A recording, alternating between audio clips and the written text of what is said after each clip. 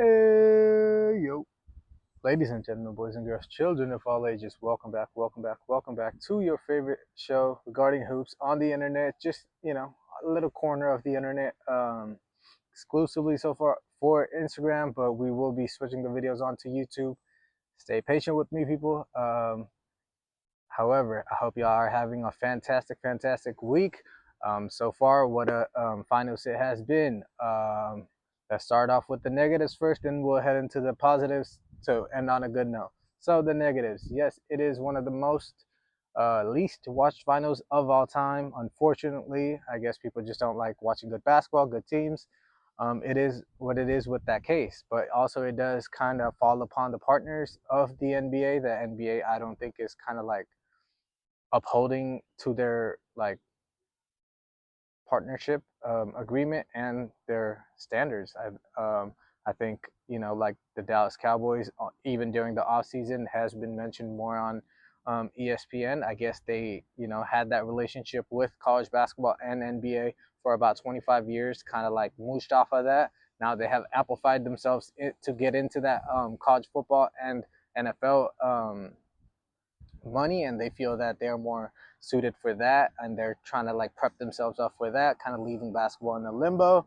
NBA on TNT kind of just got left on a limbo. I know the Inside the NBA crew is kind of going to be broadcasted on ESPN, but that's kind of like a little scratch my back kind of deal to kind of just not like alienate themselves from the hoops fan completely. But you do see the kind of direction that ESPN is heading to regarding with hoops. The way it has been covered, kind of getting all the ESPN NBA analysts out of the way for a little bit more former football players or whatever the case might be. But unfortunately, that is the case. But the basketball in itself has been absolutely glorious. How can you beat that game one? Everything going the way of the Oklahoma City Thunder. SGA putting up over 20 attempts in the first half, being aggressive, putting the gas, putting that, pedal to the metal, all of that. But what happens in the fourth quarter? How did it break down? It went 35 for the Pacers, 25 for the OKC Thunder, and the game winning bucket for Haliburton. And that was a glorious bucket. Like, I was genuinely just like Reggie Miller, just like D Wade, like all the other legends, all the other people that watched that shot. Shout out all the smoke. Same like you guys. Everybody, like if you were a basketball fan, you were excited. It didn't matter, like who won the game because that was a great game.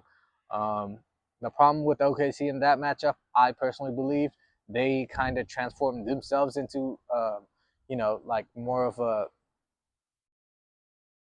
I don't want to say smaller ball, I guess, to a degree. But you do still have a 7 footer in Chet in there. But they did take out Isaiah Hartenstein. They did slot Casey Wallace. They did make that adjustment. There we go. To kind of coincide with the Pacers rather than the Pacers having to adjust to the Thunder. And it looked, like, hey, maybe it's a rookie head coach. What is he doing? Like, is it going to work out? Game one, it actually did not work out for them by the end. But game two, they came back. They fought back at OKC. First half, it was similar. The first quarter, which we're going to come back to finish this off. But in game two as well, first quarter, Pacers only scored 20 points, back-to-back games.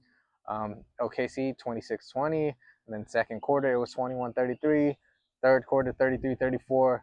Fourth quarter, 33-30. That the Pacers did edge out. But in this one, a lot more of the Thunder players were involved throughout the game. It wasn't just SGA taking the shots in the first half, primarily to kind of disengage the other guys.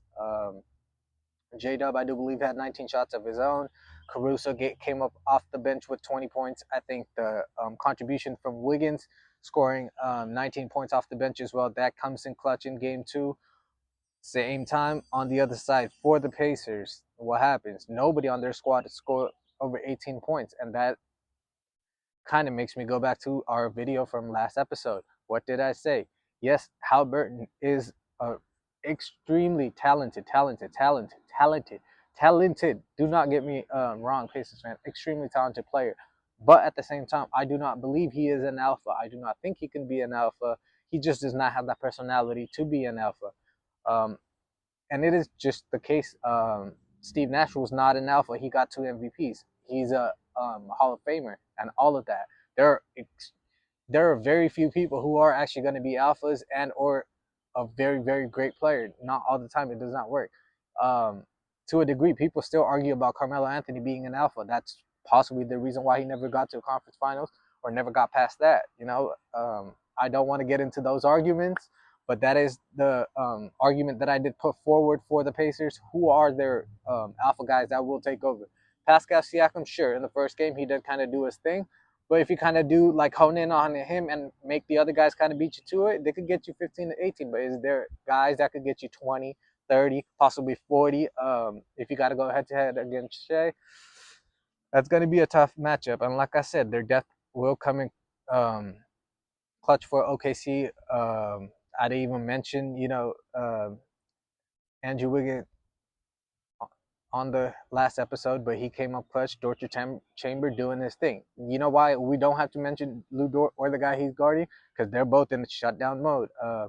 Talking about shutdown mode, Tyrese Haliburton, same thing. For the first 3 quarters, he did not or was not that aggressive. He had, I believe, about 5 turnovers along with maybe 8 assists. So, like from the first game when he had almost no turnovers to what we expect out of Tyrese to him having been forced by the 6 turnovers, you see the defense that Oklahoma City is playing as well. You can't always just give credit to or discredit the Pacers and not give credit to the Oklahoma City defense as well. They all play as a unit from 1 through 15. That is the difference. That's what I actually believe for my Warriors. Let's just kind of let me, bring them back into this fold as well. That's what we have been missing from 1 through 15. All of the guys being connected on a string. 2022, it wasn't like as apparent even for us fans here in the Bay, but that was the case, and they came in clutch and won that title over Boston, even though Boston was a more talented team. The same thing happens here.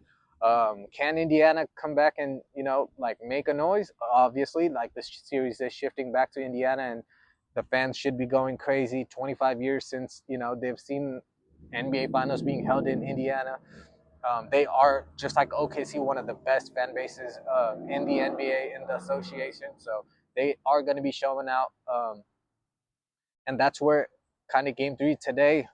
We are less than 30 minutes away from that. That's where it gets down to. That's why I want to break it down with you guys today. I do believe today I am wearing all black because it is going to be a funeral. Whoever kind of comes out on top of this game will kind of, handle this series. 2-1, I know it kind of makes it easy like that, but it's not as easy like that. But I do believe if OKC, even in this game, because this is the game where fans are going to be completely energized for the Pacers, as deservedly so.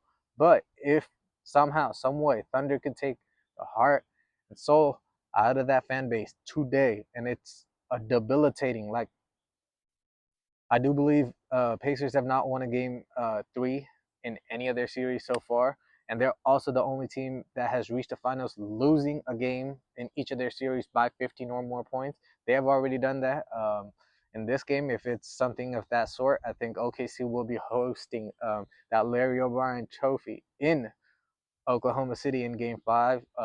But I mean, we predicted a 6-game series. I do hope Pacers, whether they win today or if they come back and claw it back tomorrow, it does at the very least go to 6. A 7-game series, you will never, like see me complaining about. But so far, I do believe it is still OKC's to lose. We'll see what happens. We will be back after Game 4 and reactions. Love y'all.